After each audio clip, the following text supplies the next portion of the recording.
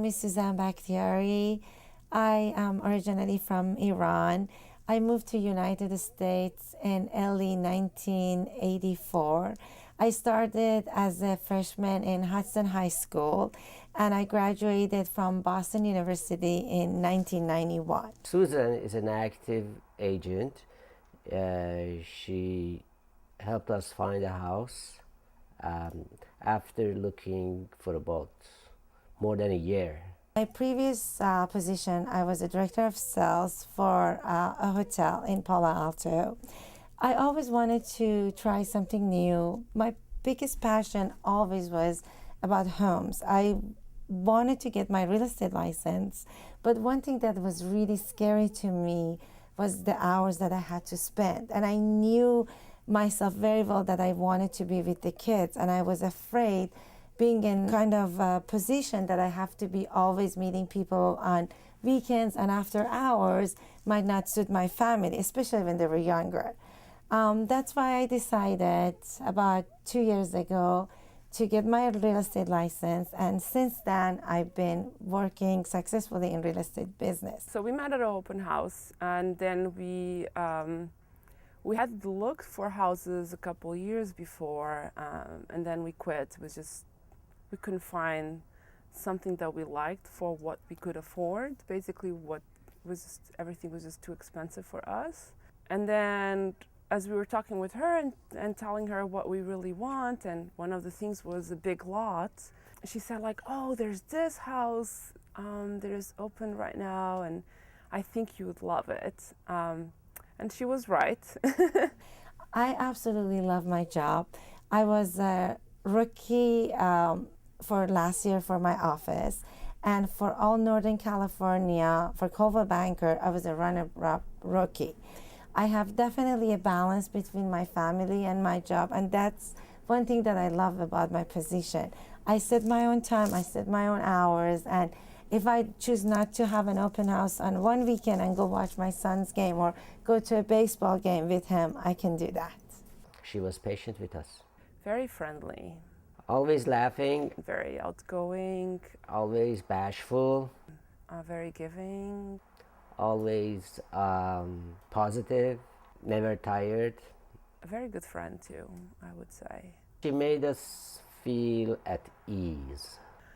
Yeah, it was very relaxing, and she would accept whatever it is that we wanted, but she was also very frank with us and telling us if she thought that we're not doing the right decisions. So it was definitely very helpful. She loves children, so it was definitely nice that we could just take the girls with us if we needed to whenever we went to go see houses, and she would even watch them while we would go around the house and to get a better feeling of the house. We went to see the house a few times, and we end up making an offer and go back and forth with the seller. That was the beginning of our relationship. And we had a hard start because they were really hard sellers. And it didn't happen, of course, in this market, that's normal. But then we just kept on looking, and she was always there for us and giving us suggestions, and it was nice because sometimes she would even say, if there was something that I like on the house, and she said like, oh, I think Mila, I don't think that's a very good idea, like this does not look good, So it was nice. She was very open. It was not just about selling.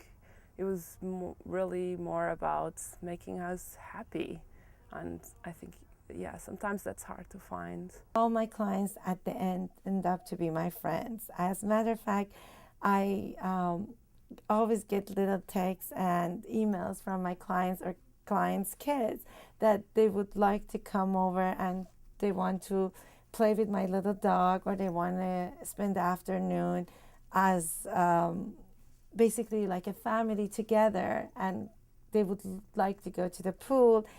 One of the two little girls that I'm absolutely in love with, Isabella and Julia, and they actually keep, anytime they see me, they do different drawing for me.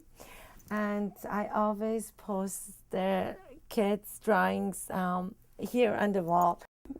Yeah, Isabella loves drawing, and yeah, I remember there was one of the houses that while we were signing up the contract, Isabella was with us, and she drew a picture of a house. So Suzanne's like, "Oh, let's scan it and send it with the offer."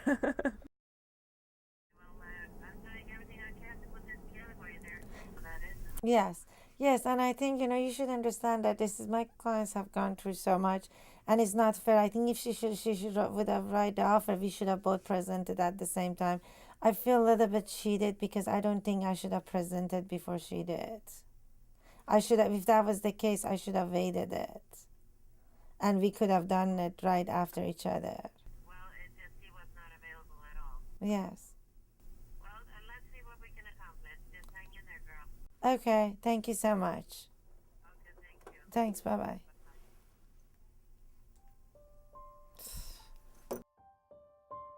It certainly felt like it was never going to happen.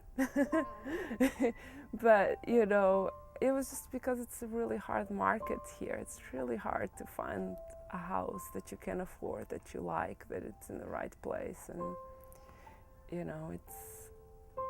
it's almost never a buyer's market here. So, but she kept on telling me, like, "Mila, don't worry. When the right one comes, you will find it and you will know it." That's and that was a motivation, and that certainly helped. But there's literally only so much you can do given how hard it is. One note that I wanted to make, that being a real estate agent is not an easy job. It's very challenging, especially in our market. It's very hard to get involved with your clients' emotions, especially when you care. I always care. And one quality that I see in myself is that I keep my number of my clients that I get limited, because I want to give them as much service as I can. And I like to spend one-on-one time with them as much as I can. I do not like to just get a client and give it to an assistant and move on to the other person. My goal is to accomplish and finish the process that I've actually started from the beginning to the end. This is Chrissy. Chrissy and I spend a lot of time together. Usually Chrissy and I and my son Kurosh go to the park, or when he goes play games, I take Chrissy with me. And I just got to a contract last Sunday. I was actually in Europe when I wrote the offer for this property. It's an investment property, 6 units in San Jose. My client contacted me via email while I was flying between Paris and Milan. And when I got to a hotel room, I saw her email, and I saw an email from my boss who wanted to actually have someone else write an offer because I was out of the country. And I was like, no, there's no need. Obviously, I can write an offer from anywhere I am. So I wrote the offer, presented the offer, and unfortunately, we lost to another buyer. And about a week after I got back, I contacted the agent and I want to get an update about what's going on. And he said, well, there might be some issues. And a day after, he called me and he said that I might have the deal. So I've been back and forth negotiating, and I finally got onto a contract last Sunday. And I have another closing that's actually very close to my house, and we can walk by and I can show it to you. And we will be closing on that one next Tuesday, the October 22nd. For any real estate needs, buy or sell, contact me. Thank you.